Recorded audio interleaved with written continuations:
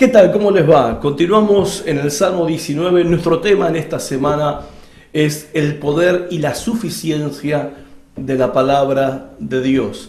Estamos estudiando la propia autorrevelación de Dios acerca de lo que Él dice de su palabra. Estamos en el versículo 8 y vamos a leer la segunda parte, por eso te recomiendo que leas juntamente conmigo, donde dice: el precepto de Jehová es puro, que alumbra los ojos.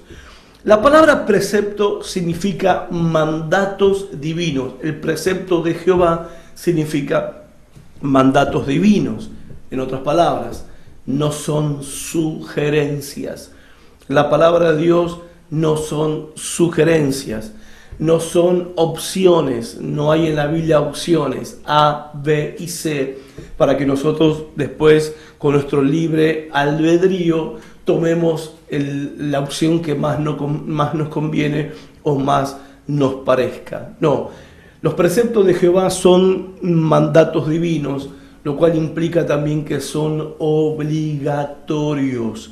La palabra de Dios, los mandatos de Dios, el precepto de Dios nos obliga, son obligatorios. ¿Y por qué nos obliga? Porque emanan de una autoridad.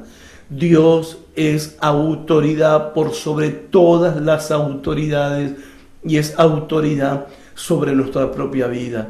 Es autoridad sobre la vida de los creyentes, es autoridad sobre la vida de la iglesia, pero también es autoridad sobre todo lo que existe, sobre toda persona humana, sobre todo el universo que Él ha creado. Él es la última y más grande autoridad y su palabra son preceptos, son mandamientos. La característica de los preceptos y los mandamientos divinos es que el precepto de Jehová es puro. ¿En qué sentido dice puro?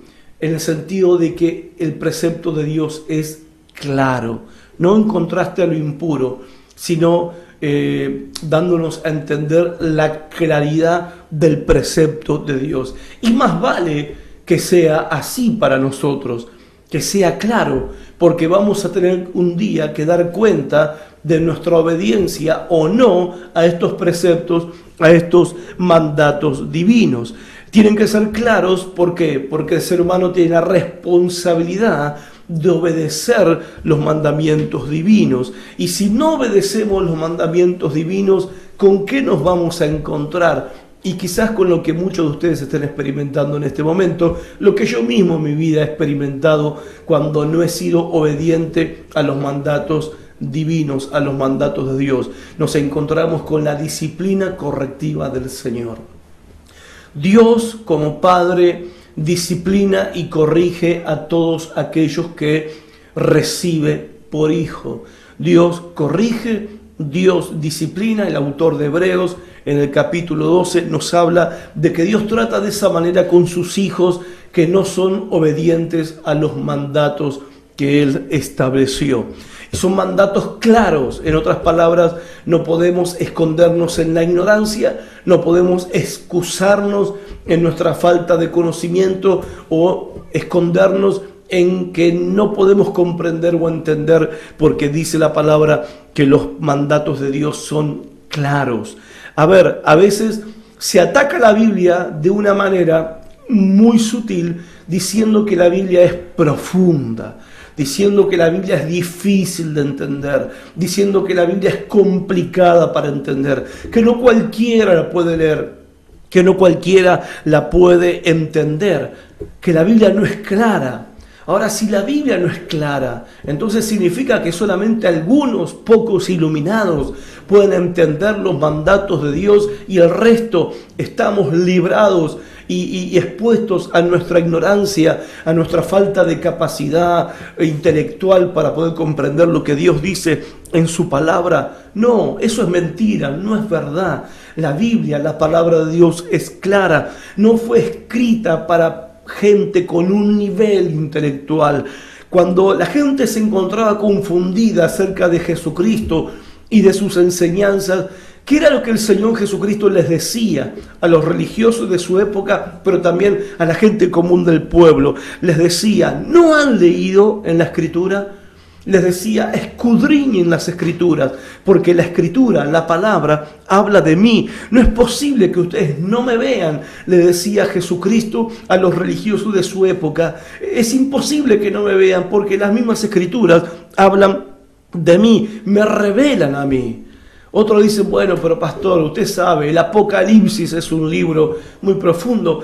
Pero a ver, cuando nosotros nos ponemos a pensar y leemos y estudiamos que Juan escribió el Apocalipsis, ¿a quién se lo escribió? Dice Apocalipsis claramente, bienaventurado el que lee y oye estas palabras.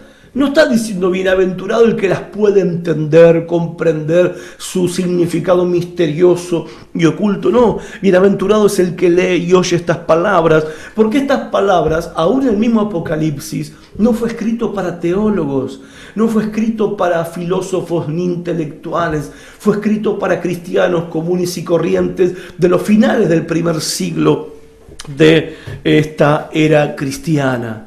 Incluso cuando hablamos, por ejemplo, de una carta apasionante, que es la carta a los romanos, algunos dicen es la parte teológicamente más profunda del apóstol Pablo, de la palabra de Dios a través de Pablo. Pero Romanos, ¿a quién fue escrito? Romanos, el apóstol Pablo, inspirado por el Espíritu Santo, escribió la carta a los romanos que eran creyentes, que no venían de un trasfondo judío, no tenían conocimiento del Antiguo Testamento, y justamente a estos creyentes nuevos en la fe, bebés espirituales, Pablo les escribe la carta a los romanos. Es un mito que la Biblia es difícil de entender, es un mito que la palabra de Dios no sea clara, que es demasiado profunda, es mentira. La palabra de Dios, las Escrituras son tan claras que somos responsables ante ella. Y el beneficio que trae el leer y oír, como usted está oyendo y espero también leyendo la palabra de Dios, porque el deseo mío como pastor no solamente es estar cerca de ustedes cada día para compartir la palabra, sino que se produzca en ustedes un hambre por la palabra de Dios y ustedes mismos estudien por sí la palabra de Dios. El beneficio que trae la palabra es que alumbra los ojos. El precepto de Jehová es puro, que alumbra los ojos, dice la Escritura. Y cuando dice alumbra los ojos, significa que aclara las cosas que son difíciles de entender en la vida. Es verdad, hay cosas en la vida que no son fáciles de entender, principalmente aquellas cosas que tienen que ver con las tragedias de la vida. Pero el salmista dice, en tu palabra yo estoy esperando. La palabra de Dios es la que nos da esperanza en los momentos duros de la vida. Cristo Jesús es la palabra que se hizo hombre, es la palabra hecha hombre, y Él es nuestra esperanza. Y claro esto, Él es nuestra esperanza en los momentos difíciles de la vida.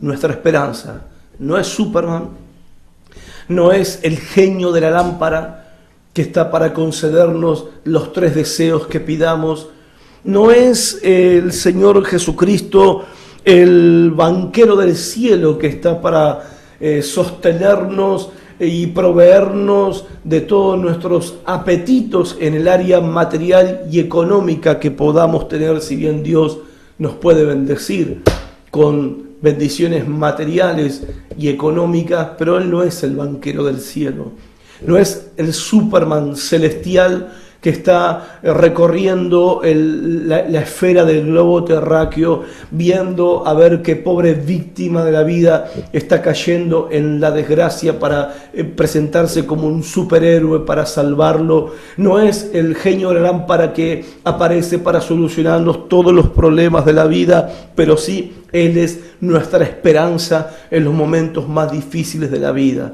Y Él no vino ni como Superman, ni como banquero del cielo, ni como el genio de la lámpara. Él vino para abrir los ojos de los ciegos, nuestros ojos, para que nosotros podamos ver las cosas como son, para que nuestros ojos puedan ser alumbrados y aún en los momentos más difíciles de la vida y los momentos más oscuros de la vida podamos tener claridad.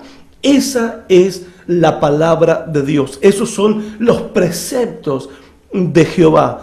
Claros, puros, alumbran los ojos y hacen que la vida sea realmente una vida que podamos vivir por encima de las circunstancias que nos toque enfrentar. Espero que cada día que estás conmigo estudiando la palabra te estés enamorando cada vez más de ella, porque no habrá beneficio más grande para tu vida que amar y obedecer la palabra de Dios. Nos volvemos a encontrar mañana, continuamos, vamos a estar en el versículo 9 y ya en la mitad de la semana estamos ya más que bendecidos por lo que hemos aprendido, pero todavía te aseguro que hay más. Chao y nos vemos mañana.